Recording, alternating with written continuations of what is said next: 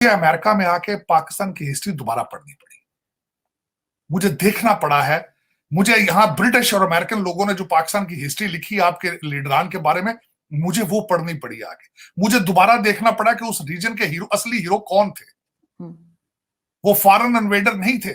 मैं मुगलों को अपना लीडर नहीं समझता हूं। उन्होंने आके मेरे आबाओ-अजदाद के ऊपर जुल्म ढाए हैं। वो इन्वेडर थे। उनको मैं हीरो नहीं मानता। आपकी किताबों में आपको हीरो बताया जाते हैं। मुझे दोबारा ढूंढना पड़ा आके यहाँ पे कि मेरे इलाके से हीरो कौन थे। सर वो तो पाकिस्तान स्टडीज जो है बिल्कुल ही झूठ है, एक तरह का। उसमें सब कुछ गलत लिखा हुआ है, और हिस्ट्री में भी, हिस्ट्री की बुक्स में भी। लेकिन यही तो ट्रेजेडी है कि पाकिस्तान के, कि हमें असली हालात से, चीजों से दूर किया जाता है। नफरतों से शुरू करते हैं। 78 फिरके बना दिए गए हैं। शिया सुन्नी से लड़ा रहे हैं, सुन्नियों से वहाबियों को लड़ा रहे हैं, उधर से अहले हदीस को लड़ा रहे हैं। मेरा मकसद एक ऐसा विशेष साइकिल बना दिया गया है। आज आप देखें कितने डिवाइडेड है आप नून लीग वाले और आपके इस वक्त पीटीआई एक दूसरे को मारने को, अपने कपड़े फाड़ने को फिर रहे हैं। ये तरबियत है आपकी। मैं कहता हूं जो जिस तरीके से हमें मुजाहिदीन का जो टीके जहर के भर भर के ज़ियाउल हक ने लगाए थे, उनको भी 20 साल लगे थे ठीक होने में। अब ये देखें जो नई ट्रेनिंग हुई है आपकी जिहाद की, अब कितना अरसा लगता है। आपका खुद ही तरक्की करने का कोई मूड नहीं है, खुद ही तरक्की करने का मूड नहीं। हमारे वजीर आजम साहब हैं, वो कभी एक मुल्क जाते हैं पैसे मांगने, कभी दूसरे मुल्क जाते हैं पैसे मांगने, कभी तीसरे मुल्क जाते हैं पैसे मांगने। एशियन डेवलपमेंट बैंक ने 1.5 बिलियन डॉलर रिलीज कर दिया है।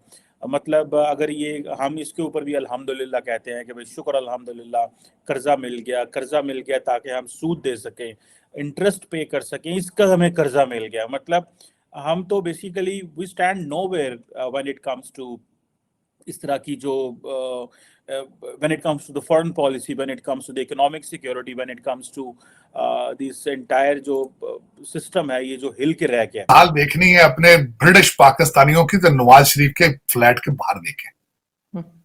आपका जो डायस्पोरा है वो नून लीग को कहता है नून लीग, और पीपल्स पार्टी को कहता है पीपल पार्टी।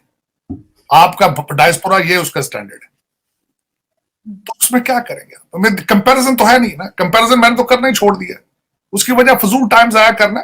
आपका कंपैरिजन तो बांग्लादेश के साथ भी नहीं है आरजू। आपका कंपैरिजन इस वक्त सोमालिया और अफगानिस्तान है, क्योंकि आपको तरबियत दी जा रही है। आपका जो ऑक्सफोर्ड ग्रेजुएट, आपका मदीना, आपके रियासत मदीना का जो आर्किटेक्ट है, आपको किस चीज की ट्रेनिंग दे रहा है? जिहाद की। जरा देखें, दुनिया का अलमिया देखें कि आपका ऑक्सफोर्ड ग्रेजुएट जो है, और आपको यहां पे यह भी बताना चाहूंगा, ऋषि सोनक भी ग्रेजुएट है ऑक्सफोर्ड का, लिंकन इनका। उसने भी फिलॉसफी, पॉलिटिकल साइंस और इकोनॉमिक्स पढ़ी वहां से। वो कहां जा रहा है? तो हमारा ऑक्सफोर्ड का ग्रेजुएट है, वो कहता है आओ जी। मैंने कहता जी देख पक चुकी 25 करोड़ लोगों की, अब तो जिहाद के लिए तैयारी हो चुकी है, अब तो मैंने माचिस दिखानी है भाई। वो कहता है माचिस दिखाऊंगा, और भूम के साथ सारा कुछ कहता मैं इस्लामाबाद सीट में बैठा हूंगा प्राइम मिनिस्टर। देखिए जरा इसकी बात। सर अब तो वो कहते हैं कि बड़ी एंटरटेनमेंट होगी, लॉन्ग मार्च में फैमिलीज आएंगी, बड़ा एंटरटेनमेंट। उन्होंने कहा सुबह उमर बिन मारूफ होगा, दोपहर को नाच होगा, रात को गाने होंगे। और मैं हैरान हूं कि बताया जा रहा है कि जो लोग आएंगे उनको खाने पीने का, रिहाइश का, बिस्तरों का, सबका बंदोबस्त किया। पता नहीं ये पैसा कहां से आ रहा है सारा, मेरी समझ से बाहर। यहां खाना पीना दोगे तो 4 करोड़ जो बैठे हैं सैलाब के बगैर, उनको क्यों नहीं देते? वो क्या सोचेंगे? जब यहां इनको खाना पीना दोगे, यहां रोज दास करोगे, यहां ताउला नियाजी को बुलाओगे, तो वो दुश्मन है तुम्हारे 4 करोड़ जो खुले आसमान के नीचे बैठे हैं, उनकी बद्दुआएं नहीं लगेगी आपको? बिल्कुल सही। लेकिन यही अलमियात है आरजू। मैंने आपको शायद ये पहले भी 1-2 दफा कहा है, मुझे अमेरिका में आके पाकिस्तान की हिस्ट्री दोबारा पढ़नी पड़ी। मुझे देखना पड़ा है। मुझे यहां ब्रिटिश और अमेरिकन लोगों ने जो पाकिस्तान की हिस्ट्री लिखी आपके लीडरान के बारे में, मुझे वो पढ़नी पड़ी आगे। मुझे दोबारा देखना पड़ा कि उस रीजन के हीरो, असली हीरो कौन थे। वो फॉरेन इन्वेडर नहीं थे। मैं मुगलों को अपना लीडर नहीं समझता हूं। उन्होंने आके मेरे आबाओ-अजदाद के ऊपर जुल्म ढाए हैं आके। वो इन्वेडर थे। उनको मैं हीरो नहीं मानता। आपकी किताबों में आपको हीरो बताया जाते हैं। मुझे दोबारा ढूंढना पड़ा आके यहाँ पे कि मेरे इलाके से हीरो कौन थे। सर वो तो पाकिस्तानी स्टडीज जो है बिल्कुल ही झूठ है, एक तरह का, उसमें सब कुछ गलत लिखा हुआ है, और हिस्ट्री में भी, हिस्ट्री की बुक्स में भी। मिसलीड किया। यही तो ट्रेजेडी है कि पाकिस्तान के, कि हमें असली हालात से, चीजों से दूर किया जाता है। नफरतों से शुरू करते हैं। 78 फिरके बना दिए गए हैं। शिया सुन्नी से लड़ा रहे हैं, सुन्नियों से वहाबियों को लड़ा रहे हैं, उधर से अहले हदीस को लड़ा रहे हैं। मेरा मकसद एक ऐसा विशेष साइकिल बना दिया गया है। आज आप देखें कितने डिवाइडेड है आप नून लीग वाले और आपके इस वक्त पीटीआई एक दूसरे को मारने को, आप कपड़े फाड़ने को फिर रहे हैं। ये तरबियत है आपकी। मैं कहता हूं जो जिस तरीके से हमें मुजाहिदीन का जो टीके जहर के भर भर के ज़ियाउल हक ने लगाए थे, उनको भी 20 साल लगे थे ठीक होने में। अब ये देखें जो नई ट्रेनिंग हुई है आपकी जिहाद की, अब कितना अरसा लगता है। आपका खुद ही तरक्की करने का कोई मूड नहीं है, खुद ही तरक्की करने का मूड नहीं। अब दूसरी मैं बता देता हूं, फैटअप से आप निकल आए, मुबारक हो आपको। अब इसमें होगा क्या? आपने देखा, मैं बड़े आर्टिकल पढ़ने की कोशिश की कि फैटअप से फायदा क्या होगा। उन्होंने कहा जी बैंकिंग इजी हो जाएगी। सर पहले भी तो 3 बार जाके वापस बाहर निकल चुके हैं। मुझे खत्म नहीं करने दिया आपने। आरजू, बैंकिंग इजी होगी किन के लिए?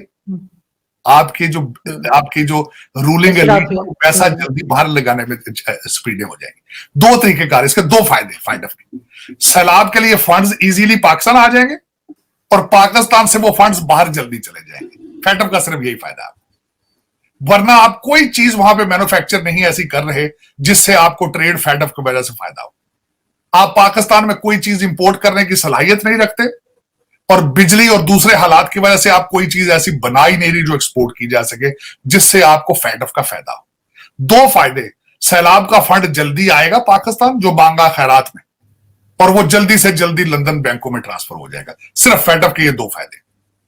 आप वेलकम, आप एंजॉय करें आप इसको।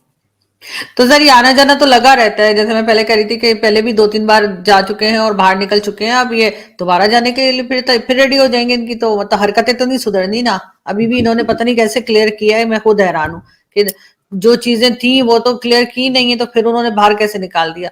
लेकिन सर लास्ट में मैं आपसे ये पूछना चाहूंगी कि आप किस तरह से देख रहे हैं कि गवर्नमेंट आगे कैसे चलेगी। अभी जैसे जो लॉ मिनिस्टर हैं उन्होंने भी रिजाइन कर दिया है, तो आपके ख्याल से अब उनके जाने के बाद गवर्नमेंट कुछ कमजोर हो गई आजम नजीर ताड़ साहब के? नहीं, उसमें आरसू ये मैं इस क्वेश्चन के आंसर में एक क्वेश्चन पूछना चाहूंगा। आपको किसने बताया कि गवर्नमेंट ये स्ट्रांग थी? गवर्नमेंट तो पहले ही कमजोर थी। मुझे ये बताएं कि 73 लोगों की गवर्नमेंट है और जुरिसडिक्शन क्या है? सिर्फ 25 मील रेडियस इस्लामाबाद का।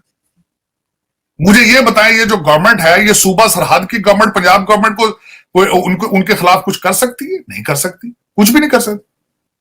तो हुकूमत पहले ही कहां पे इतनी ताकतवर थी?